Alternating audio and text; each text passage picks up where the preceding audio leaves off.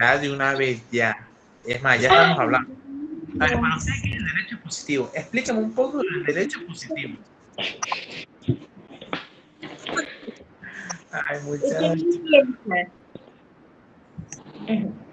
La, la noción general del derecho. Cuando hablamos de noción general del derecho nos referimos al concepto fundamental para la convivencia humana y se puede entender en su noción general como un sistema u orden normativo e institucional que tiene como objetivo regular la conducta externa de las personas en la sociedad, inspirado en los valores de justicia y la certeza jurídica para mantener la convivencia social y resolver conflictos.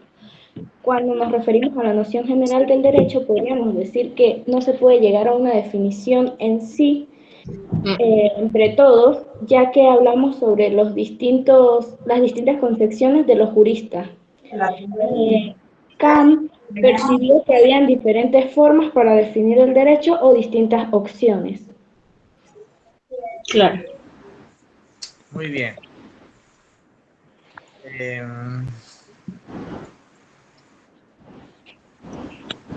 ¿Qué opinan de eso, muchachas?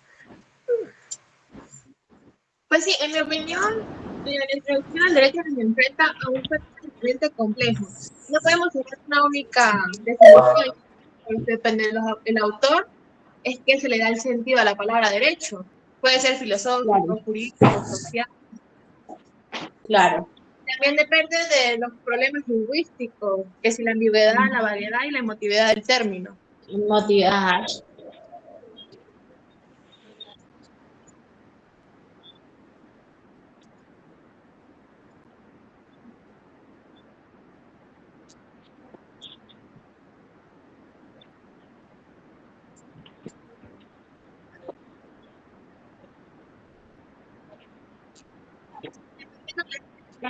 Término comprensivo.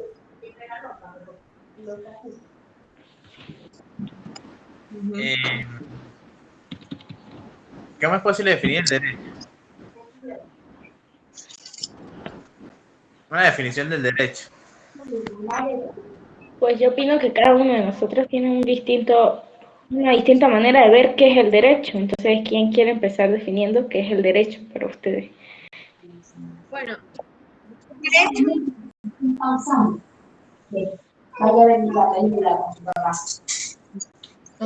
Limar, no sé si nos quieres decir algo. ¿Quién, yo? Sí. No, muchachos.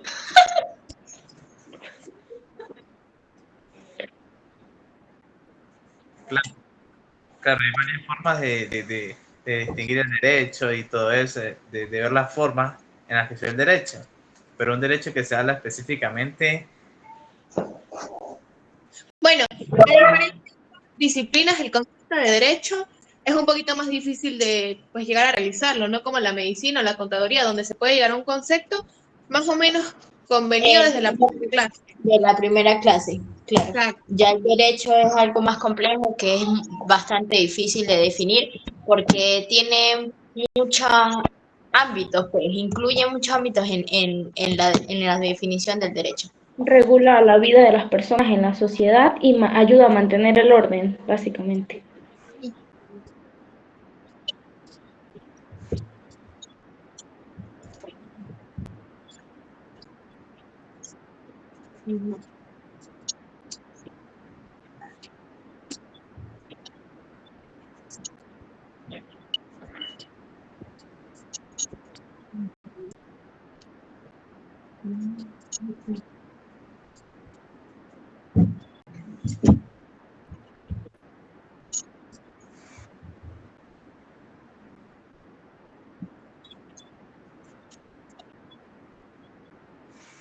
Claro. Bueno, también es importante que veamos las diferentes escuelas. Por ejemplo, el normalismo, como los autores que lo defendían eran Kelsen y Hahn, que nos dan la estructura, señalando que el derecho no son precisamente normas. Esto es derecho positivo y vigente, o sea, es un derecho activo. También tenemos el socialismo, con autores como Santi Romano, que el derecho es una organización antes que normas. Esto es innegable, el derecho, que el derecho es un fenómeno complejo social que requiere un orden y una estructura institucional. Para eso debemos saber qué es una institución. Y North define las instituciones como las reglas del juego en una sociedad, las limitaciones que moldean la interacción humana en los ámbitos políticos. Entonces es importante tenerlo claro también. Ah, ok, eso está muy bien. Y las diferentes escuelas como la normativista. Ajá, de esas faltan, o sea, definido la normativista y la institucionalista. No sé si alguno quiera definir otras, las otras que faltan. La nacionalista, la relacionista, que es el derecho, la relación entre individuos, y también la otra, la conductista, se enfoca en la conducta de las autoridades. Faltan. También está el moralismo, El moralismo, que aboga por la integración de principios morales en la creación y aplicación de las leyes. Las normas jurídicas universales y éticas. Asegura que el derecho no solo sea una herramienta de regulación, sino de justicia y moral. Claro. Y la finalista, que el derecho con sus fines ontológicos también. Bueno, yo siento que para llegar a una definición completa de la palabra derecho, el término derecho, es importante tener en cuenta todas estas escuelas. Y el derecho es un fenómeno social complejo que consiste en un orden de normas e instituciones que regulan las relaciones humanas y cuya existencia y aplicación está orientada a la consecución de fines y valores esenciales como la justicia, el bien común y la seguridad jurídica. Está correcto. ¿Alguien que quiera añadir algo a esto? Sí. ¿Cuál es el siguiente punto? La ubicación del derecho en la realidad. En la realidad. Ok. Es un derecho como un hecho social. El derecho es como un hecho social. Y habla de cómo se manifiesta el derecho en la vida cotidiana. Pues bien, podemos asegurar que para que haya derecho debe haber sociedad y para que haya sociedad debe haber derecho, porque el derecho regula la vida en la sociedad y nos ayuda a mantener el orden. Sí, por ejemplo, el derecho se ve en el día a día en nosotros, en todo lo que vivimos, el día a día vemos el derecho en todos los ámbitos. Entonces, como sociedad vivimos el derecho y literalmente todas las cosas cotidianas que nosotros hacemos desde que nos levantamos, vivimos el derecho. Claro, y que la disciplina tiene como un objeto, tiene el método y tiene el lenguaje que estudia la parte determinada de la sociedad también. Exactamente. En todas las relaciones sociales en potencia. Y se puede presentar de distintas formas, como un acta de nacimiento, un conflicto en un tribunal, un contrato de servicio. O sea, está presente. Siempre Claro. está presente. Exactamente. Pagando, ya, comprando algo, pagando, ya está participando en derecho. Al establecer una relación de comunicación con otra persona, estamos manifestando el derecho. Por eso es que se dice que el derecho se vive día a día y en sociedad donde hay sociedad hay derecho. Entonces, por eso es que nosotros vivimos el derecho día a día. Obviamente, por eso que el derecho es social. No, o sea, no hay derecho sino O sea, básicamente se encarga de regular la conducta humana de las personas. Entonces, claro. Si no hay nada que regular, no podría existir el derecho. Claro. Y también tenemos que tener en cuenta que el derecho tiene que evolucionar, porque como que todo avanza, entonces el derecho debe actualizarse para regular la sociedad. Por ejemplo, en las redes sociales también se vería el derecho.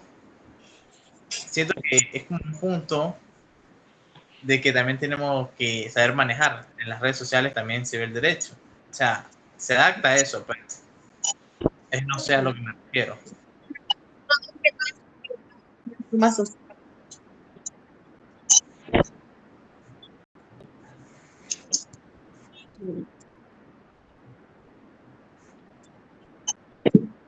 No, por ejemplo,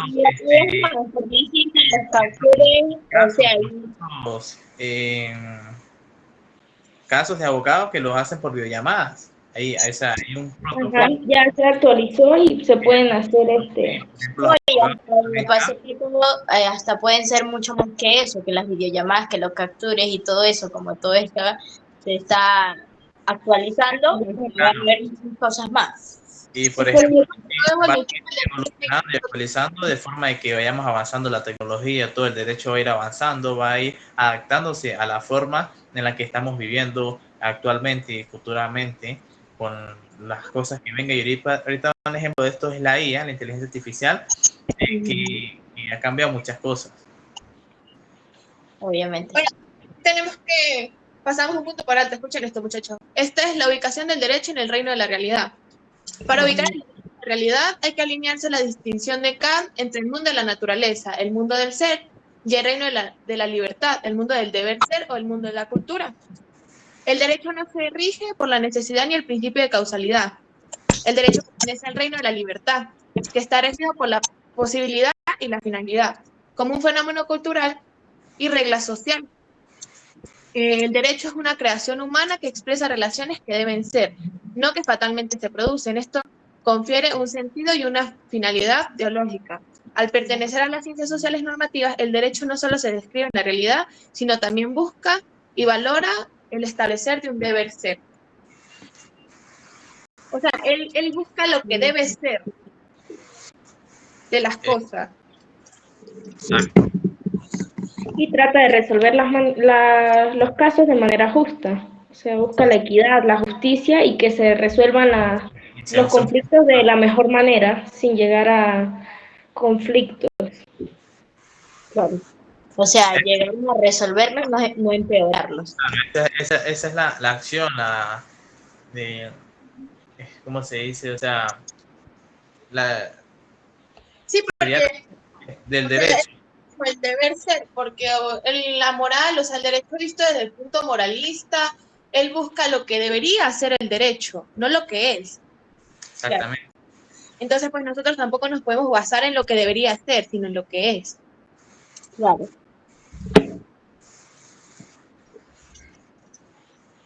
Bueno, creo que esa parte no sé si a todos nos quedó bastante clara. Sí. Bueno, podríamos pasar al punto de la ubicación del derecho como ciencia en la clasificación de la ciencia. ¿Cómo sería eso? Hablamos un poquito sobre ese tema. Que las ciencias son formales y materiales. Pero primero tenemos que tener claro qué es una ciencia. ¿Algunos de ustedes tienen el concepto de qué es una ciencia? La disciplina que tiene como objeto, método y lenguaje que estudia una parte determinada en la realidad.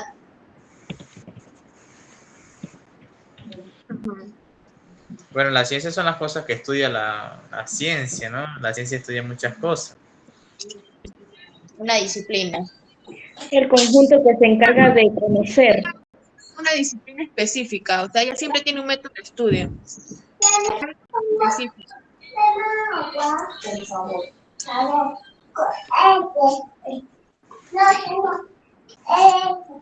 Se encarga del estudio de algo. Sí. Como por ejemplo. Hay dos tipos de ciencias, formales y materiales. Las formales estudian los objetos ideales, que son aquí las ciencias que estudian sistemas formales, es decir, objetos abstractos y relaciones entre ellos. Que esas pueden ser como la matemática, los números, la geometría, o sea, son. Ya. Y las materiales que se conocen interpretando la realidad. Investiga la relación entre la estructura de los materiales y sus propiedades. Muy bien.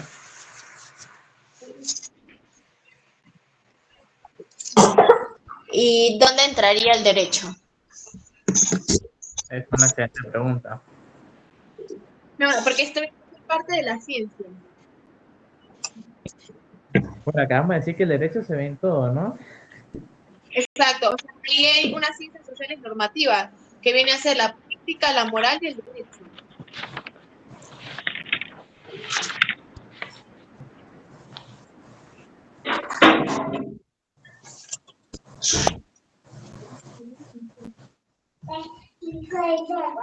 Y de eso también hablaban de las ciencias sociales normativistas. Ajá.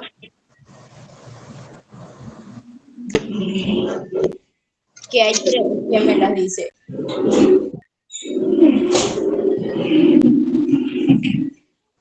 Bueno, esas son la política, la moral y el derecho.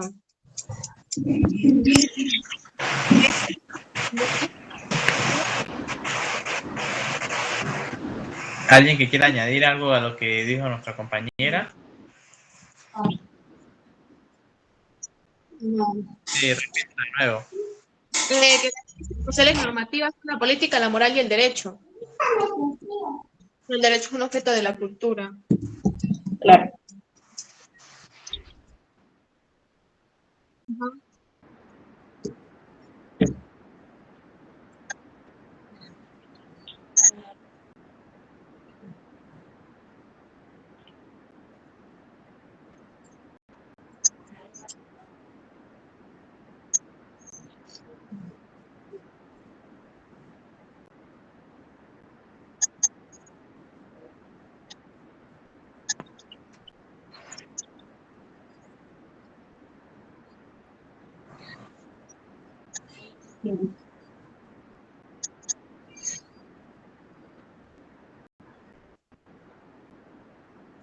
Por la ética.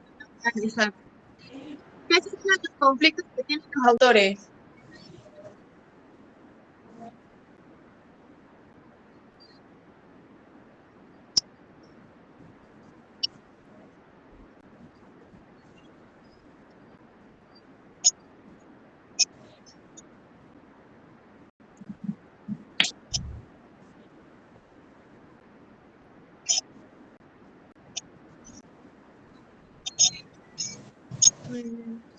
Bueno, aquí también dice que el derecho es parte de la creatividad. No, yo esto me fui muy adelante. El derecho es un objeto ideal, real o sensible y de valores que depende de, de qué aspecto se vea. Que ya ahí vendría con la clasificación de los objetos, que están los sensibles, los reales, los ideales, los valores. Sí. Claro que lo sensibles son las cosas que percibimos a través de nuestros sentidos, físicos o psíquicos. Los reales,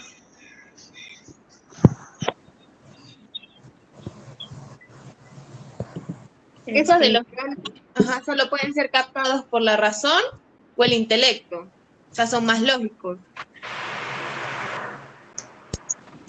y los ideales que se perciben por los sentidos, Que es todo lo que vemos o lo que podemos No, percibir eso no. mediante. Ajá, y que no es una. existen ni en el tiempo ni en el espacio. Sí, ya los valores pues ejercen influencia en los sentimientos, no están tampoco ni en el tiempo ni en el espacio. Y se conocen en el sentimiento. Sí.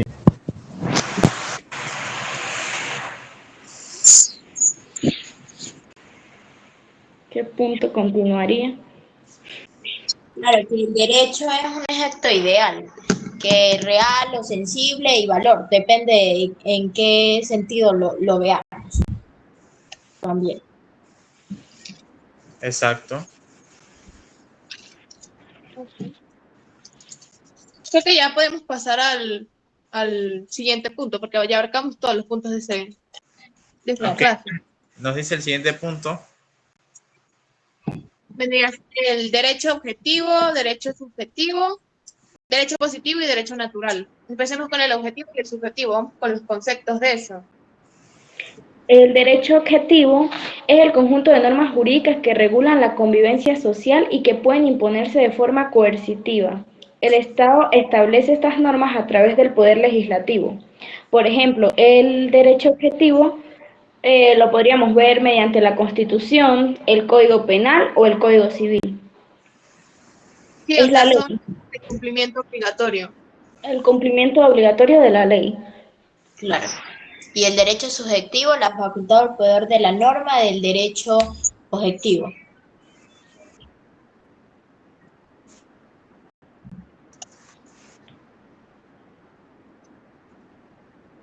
Es La Constitución que va en la cúspide de la pirámide. Incluye acción. leyes Y con la ejecutivas, legislativas y así sucesivamente todas las que le siguen. que, por ejemplo, en la pirámide de Kelsen vemos que arriba, o sea, erga omnes, está la Constitución, es lo La principal, Constitución. es la norma. Es la mayor norma. La norma Exacto, o sea, superior. lo que va debajo tiene que regirse lo que dice la Constitución. Exactamente. Claro, o sea, no se pueden contradecir entre ellas. Ejemplo, Por todos- decir las normas, o sea, las que están abajo no tienen que contradecir lo de Constitución porque sería inconstitucional. Sería, nosotros, ajá, constitucional, no en diferentes casos, nosotros cuando se debe de utilizar, se usa la que esté en mayor, o sea, la que esté por abajo de la Constitución, ¿verdad? Pero la que mejor nos beneficia a nosotros. Si nos beneficia una de otras leyes que está menos por la Constitución, utilizaríamos esa porque es la que nos conviene en ese sentido, pues. Ya, aunque sea la Constitución está por arriba de todo, pero estén, uno mejor le conviene, sea, dependiendo sea el caso. pueden Exacto. llevar la contraria, porque si no, sería inconstitucional, pues. Sí, Porque más que todo, todo surge de la Constitución. Podríamos decir que la Constitución es la base o el fundamento de todas aquellas leyes. exactamente. ¿Y las leyes quién las elige? El Tribunal Supremo de Justicia es el que los aprueba. Si por nosotros votamos por eso, literalmente nosotros elegimos las leyes, se puede decir. ¿Qué hacen las leyes? Así El que poder legislativo y el poder ejecutivo en este caso. El poder legislativo crea las leyes y el poder ejecutivo se encarga de ejercerlas, pues. O sea, de hacer que las personas la apliquen. Y el Tribunal Supremo, pues obviamente se encarga de velar por el cumplimiento de dichas leyes. y nosotros que votamos por ellas, exactamente estamos permitiendo pues que hagan eso.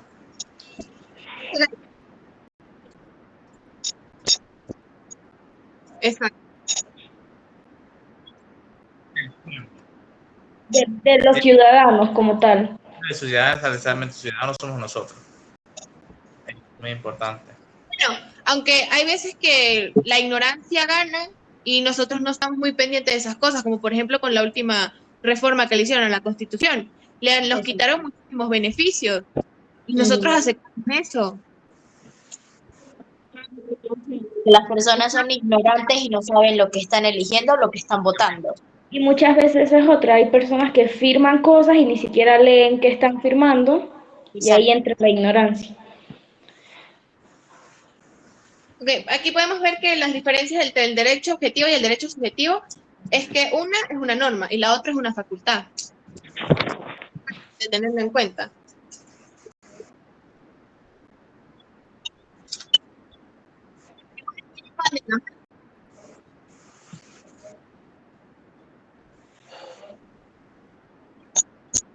Ajá, El sujeto que la debe cumplir como tal.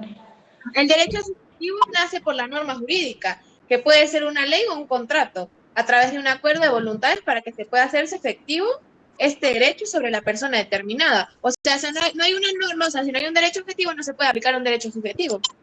No, claro. Para que exista uno, el otro. Bueno, una de las características...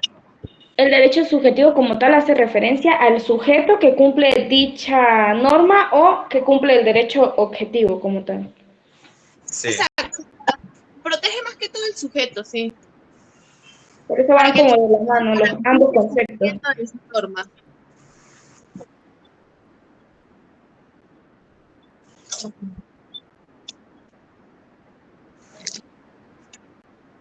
A repararlo. Exacto.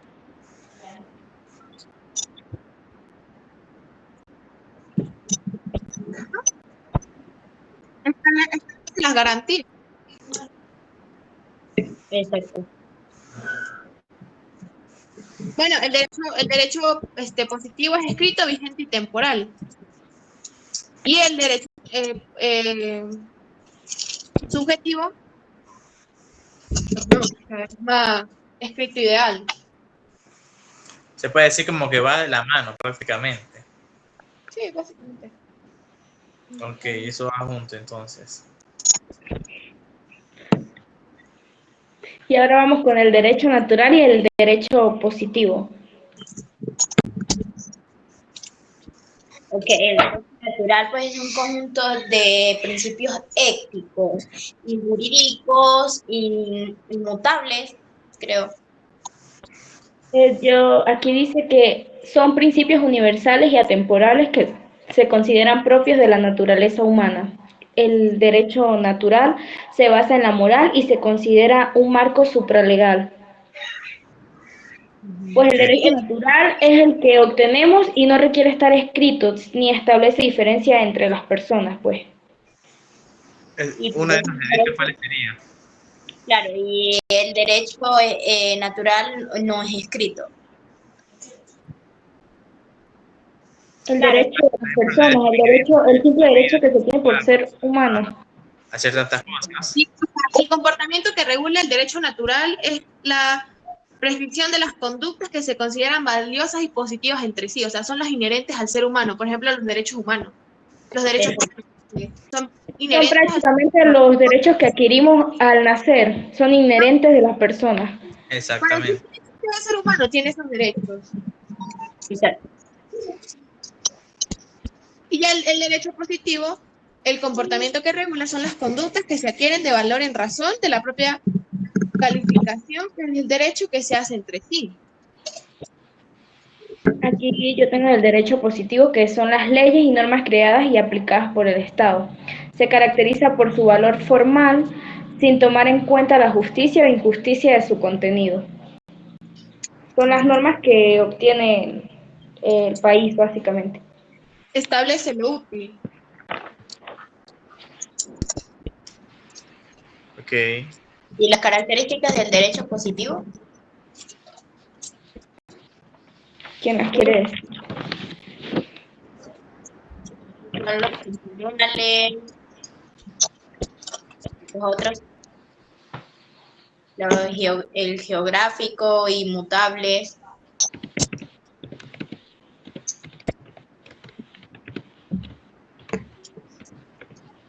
Bueno, el derecho natural es inderogable. O sea, bueno, no sé si ustedes saben que los derechos humanos son, primero no son jerarquizables, o sea, todos los derechos humanos son importantes por igual, tienen el mismo valor.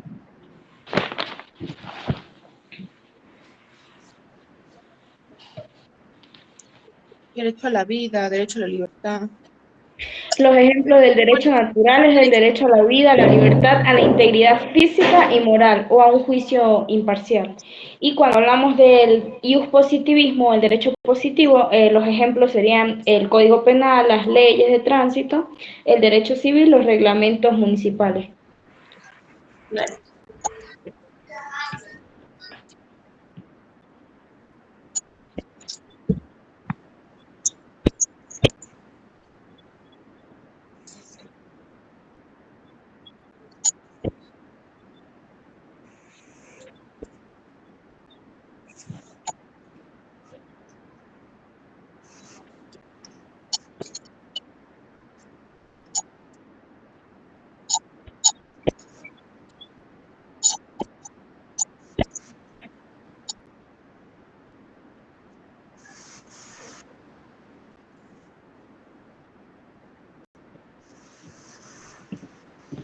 Ok. Ya estamos entendiendo.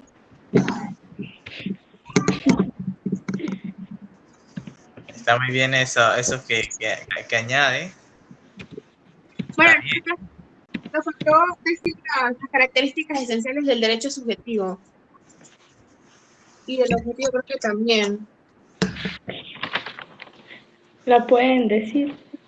Por ejemplo, el derecho subjetivo, las características son, tiene una facultad, normas que confieren el poder, hay un sujeto, el ente que le confiere la voluntad, hay un objeto, el cosa o objeto. prestación, y hay una tutela jurídica. Yo Jurídico. me acuerdo que el profesor nos decía eso, que hacía énfasis en eso. Y algunos derechos subjetivos, según su eficacia, son los derechos absolutos y los derechos relativos. Los absolutos son los que se pueden oponer, o sea, van erga omnes frente a todos, que son los reales y los de personalidad.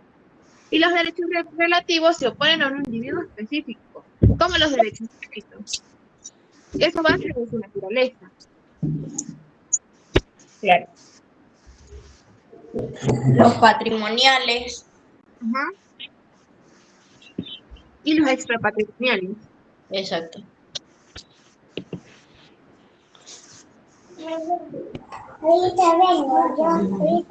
Ahí ya aclararíamos el tema 1.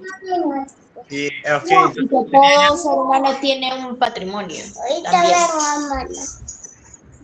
eh, entonces ya serían los temas que vimos. Sí, acuérdense que, por ejemplo, el núcleo del derecho subjetivo nos daba Savigny, que era el señorío de la voluntad. Y también que nos daba el interés jurídicamente protegido. Esos dos autores fueron los que el profesor hizo ahí. Había que tenerlos en cuenta. Ok. ¿Qué más quieren opinar? Y o sea, ya cuál tema faltaría. O sea, ¿qué punto faltaría de especificar? Bueno, aquí vamos con, ¿qué relación tiene el derecho con los principios lógicos o morales?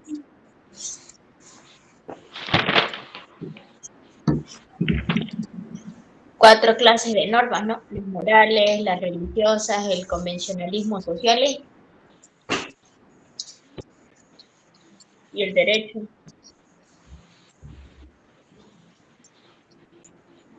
Bueno, o sea, hay que ver qué relación tiene el derecho con la moral. Porque, a ver, el derecho busca el bien y la moral busca el bien. Claro. Y la moralidad hay que tenerla presente para poder ejercer el derecho. Ya. Bueno, bien, la moral podríamos decir que nos da la capacidad de discernir entre el bien y el mal. Entonces, al aplicar la moral en el derecho, pues podríamos ver las relaciones desde el bien, el punto del bien y el mal. O sea, podríamos distinguir. O sea, se producen desde la razón y del entendimiento. Ujú. Exactamente.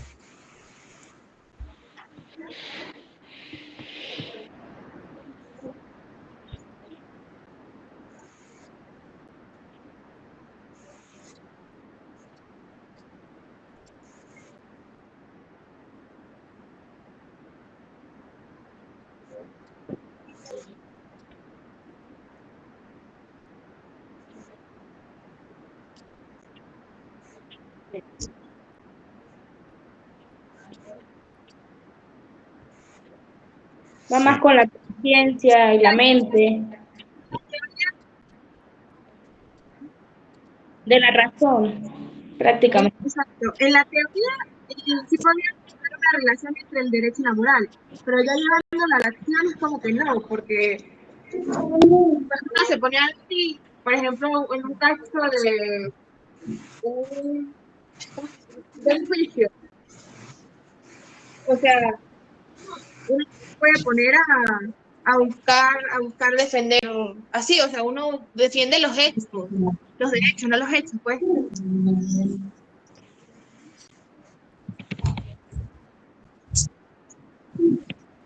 Listo. Con nosotros, claro. Los individuos.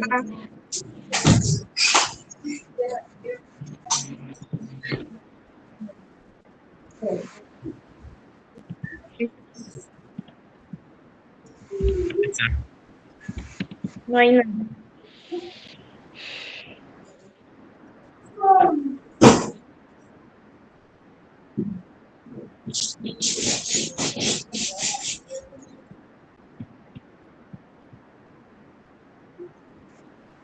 Sí, que la moral es lo principal, pero realmente no, o sea, lo principal es lo que pasa, pues, o sea, el hecho. Claro. No, Entonces, y depende de lo que la persona piensa, o sea, de lo que razone, porque de ese razonamiento, o sea, de ese pensamiento, es lo que ellos actúan y es lo que ellos hacen, o sea, hacer actos que no son bien hechos. Exacto. Bueno, exactamente. podríamos pasar a el naturalismo y la escuela del positivismo. ¿Qué es lo que faltaría? Eso, ¿verdad? Y creo que nos falta estudiar el tema 2.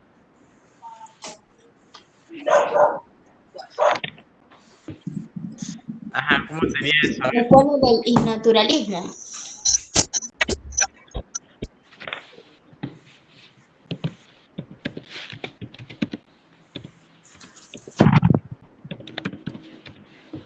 Es cuando el derecho es válido, cuando cumple con la naturaleza del derecho. ¿Y la escuela del positivismo?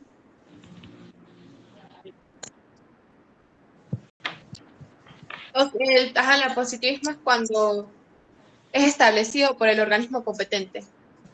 Ya.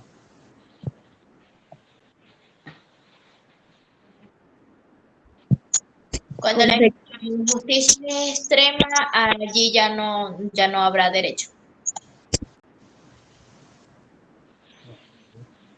A ver, la escuela del naturalismo establece que es el fundamento del derecho positivo, es una de las doctrinas fundamentales del pensamiento jurídico que sostiene la existencia de un ordenamiento jurídico superior y previo al derecho positivo. Y la escuela del positivismo jurídico es la doctrina fundamental que se opone al naturalismo y sostiene que el derecho se define exclusivamente por su creación formal, o sea, debe estar escrito y establecido por un órgano competente, que ese es el conflicto que tienen los defensores del positivismo con los del naturalismo, porque para ellos no es válido un derecho que no esté escrito.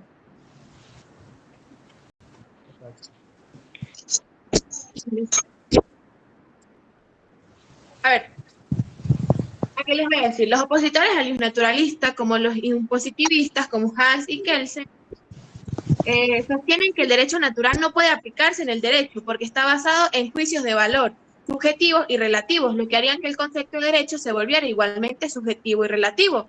La crítica en contra se centra en que el derecho positivo hace referencia al derecho el que es.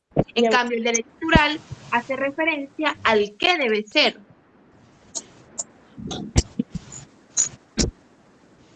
Ok.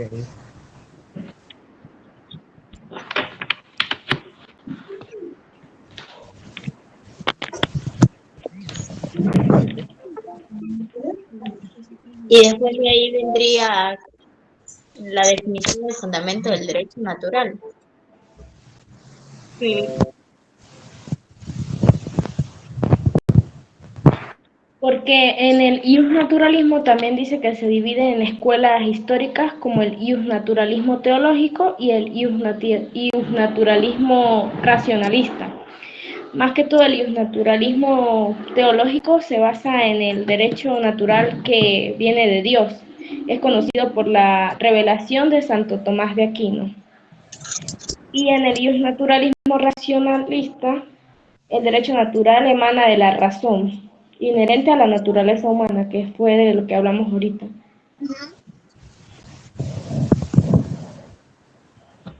Bueno, el derecho natural históricamente, su fundamentación ha basado en ser el derecho del más fuerte sobre el más débil, a una consideración social y posteriormente una explicación religiosa y racional.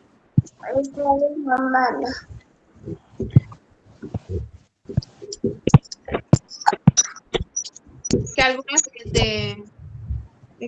de sus fundamentos son que se fundamentan en la naturaleza humana, se conocen por la luz de la razón natural, se imponen a los hombres por la fuerza de la misma naturaleza, y no existe código escrito, sino que se encuentra en la conciencia humana.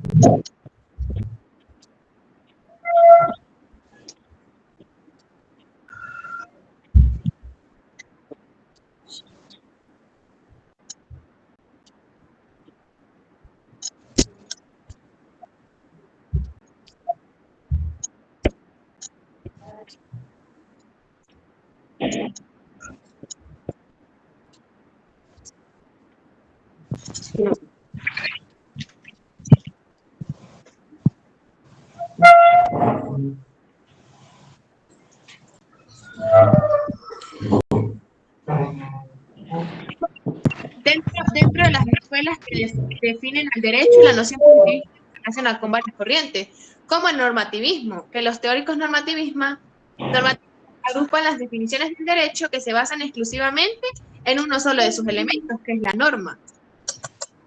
O sea, el escrito. Está la teoría pura del derecho de Hans Kelsen, que Kelsen es una figura central del positivismo y el formalismo jurídico. Del positivismo normativista. Que ahí es donde también dice que se centra en la teoría de Kelsen, que es la pirámide. El principio de imputación. Porque Kelsen afirma que el derecho no rige el principio de causalidad física, sino el de imputación. Bajo este principio, la vinculación se da entre el caso ilícito y la sanción, y la ciencia del derecho no pretende dar una explicación causal de las conductas humanas.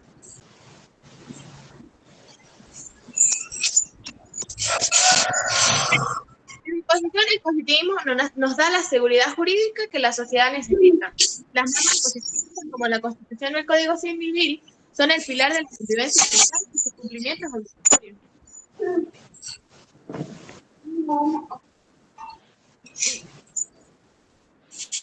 Bueno, vamos a pasar al segundo tema, que es el derecho objetivo positivo.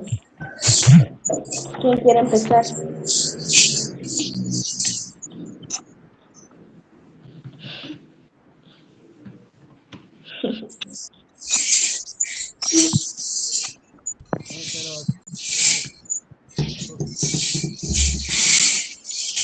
Pues el derecho objetivo positivo es el conjunto de normas que regula la vida del hombre en sociedad.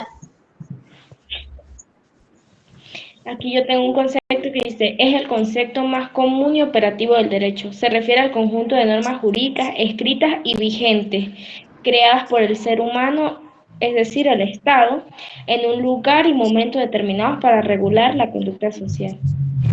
Claro, y las normas son bilaterales.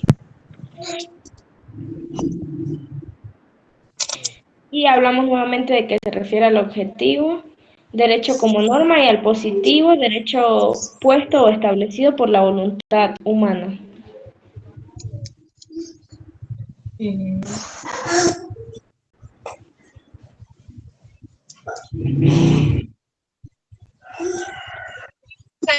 Es ineficaz, ¿no? Porque aquí el eficaz tiene que ver con la validez social de la norma, es decir, si es aceptada y cumplida por un grupo social. Y el ineficaz es aquel derecho que, aún estando vigente, no se cumple en la práctica. La importancia del derecho ineficaz radica en que, al no haber sido derogado, podría ser reutilizado si el Estado y la colectividad sí lo deciden. Debo buscarlo.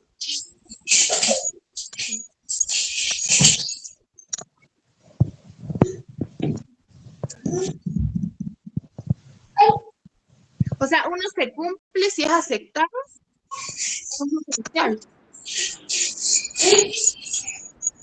La otra, pero no se cumple. Pero está vigente.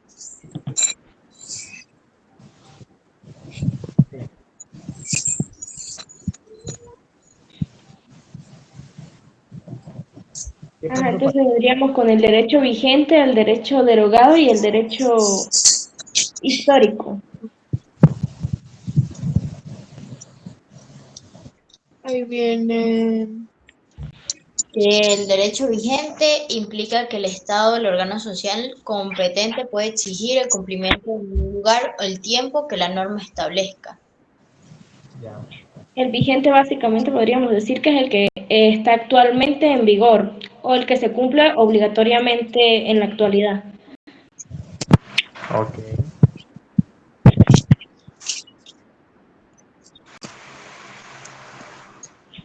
Aquí dice es públicamente exigible y en caso de que una norma vigente sea violada, el Estado impone una sanción.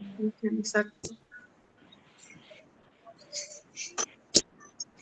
Y el derecho derogado. Ese es el conjunto de normas jurídicas que ha sido sustituido por otra y que por lo tanto pasa a formar parte del derecho histórico. O sea, nosotros estamos claros de que una ley no puede ser derogada a menos de que sea por otra ley de la misma materia. Exactamente. El derecho derogado básicamente es el que pierde la vigencia, que lo sustituye otra ley. Y ya el derecho histórico sí sirve como punto de referencia para la investigación, permitiendo evitar errores del pasado y previniendo la rehabilitación de instituciones que perdieron vigencia. Ok. Pues como su palabra lo dice, se basa en la historia, en que conozcamos de dónde surgió el derecho. ¿De dónde vienen todas esas raíces? Exactamente. Un Tus texto raíces, nunca podría decir. muerto, sino una herramienta viva que guía para la reforma legislativa actual y futura.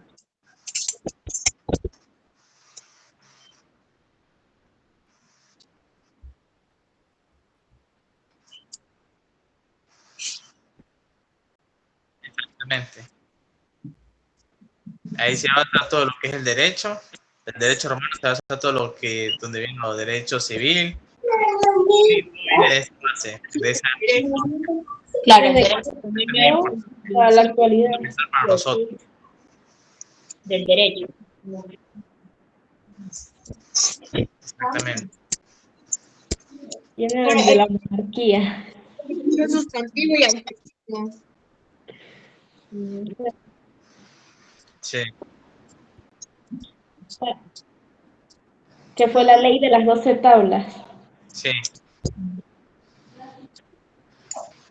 Eh, Les tabularon duodecim.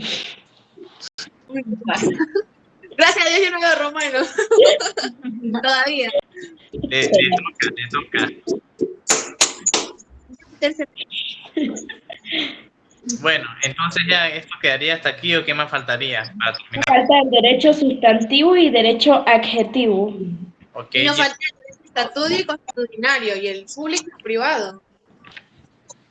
Ya prácticamente. Ya no está votando tan rápido. Y esa es la función de las normas jurídicas.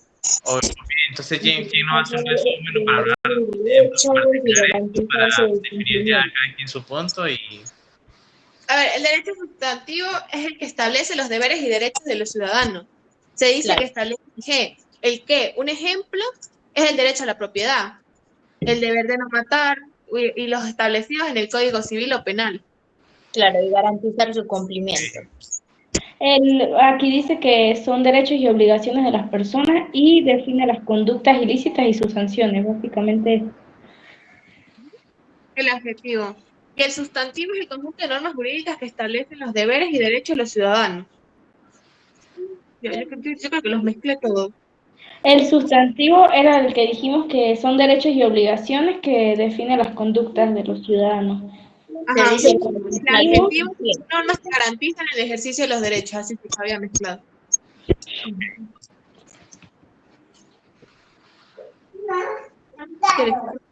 Bueno, el derecho procesal se considera el derecho adquirido por excelencia, pues dicta el procedimiento para llevar a cabo la ley sustantiva. ok, está bien. Y bueno, debe existir una armonía total entre ambos. El derecho sustantivo es inútil si el derecho objetivo que actúa como puente procedental para hacer efectivos los derechos y deberes. O sea, es igual que el derecho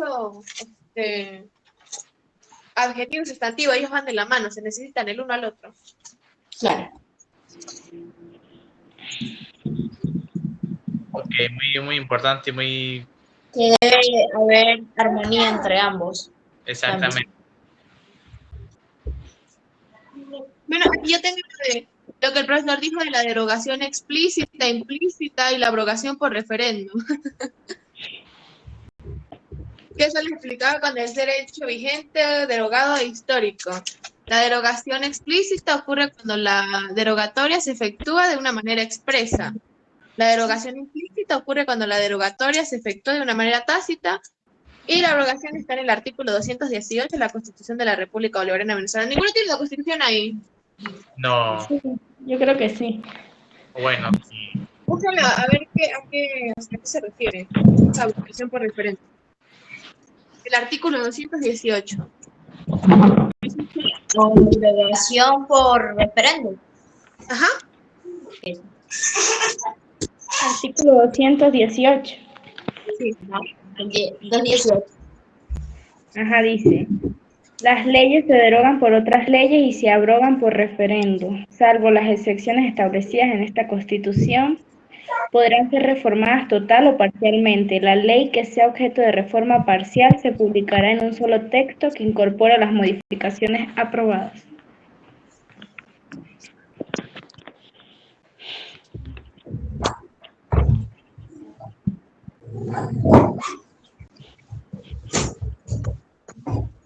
Muy importante. Bueno, bueno, aunque creo que el profesor explicó lo del derecho público y privado, él dijo que lo iba a explicar. No, pero él no dio ese. Eso fue el final del tema 2, pero él no lo dio. Bueno, pues el derecho público es el conjunto de normas que regulan la actividad entre el Estado y el individuo. Y el derecho privado regula la actividad entre dos individuos, entre un individuo y el Estado. Que un ejemplo del derecho público vendría siendo el derecho constitucional, el derecho administrativo, el derecho procesal, el derecho penal, y del privado el derecho civil o derecho mercantil. Y de ahí también sale el derecho mixto. Y también entre el individuo y el internacional. Y nos faltó ya de los últimos puntos el derecho estatuido y derecho consuetudinario. Bueno, el derecho estatuido es el derecho escrito, básicamente, y el consuetudinario, pues el que no está escrito, pero... Costumbre. Por ejemplo, aquí en Venezuela no se aplica la costumbre. Aquí nos basamos en el derecho estatuido. ¿Ah? Es que el consuetudinario básicamente fue en los años antiguos. Sí, se refiere al origen de las normas. Sí, o sea, es para la obligatoriedad para alcanzar el bien común, ¿no? Y a mí sí me gusta decir esa palabra.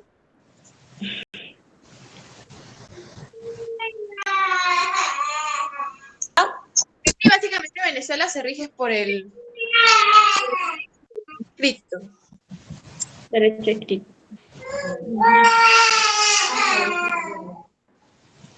Bueno, sí creo que esos fueron todos los temas que dio el profesor. Okay. No sé si alguno tenga algo más. Si alguno quiere opinar algo último para terminar. No, que el derecho es difícil de decir. Pero Que no hay un concepto para el derecho. llegar a una definición del derecho. Tomando en cuenta todas las escuelas, o sea, si se... En conclusión, el derecho es un tema muy amplio. Demasiado.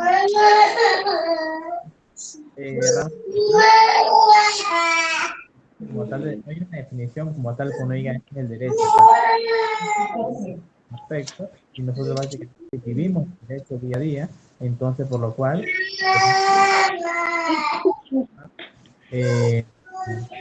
vivirlo pues, obviamente.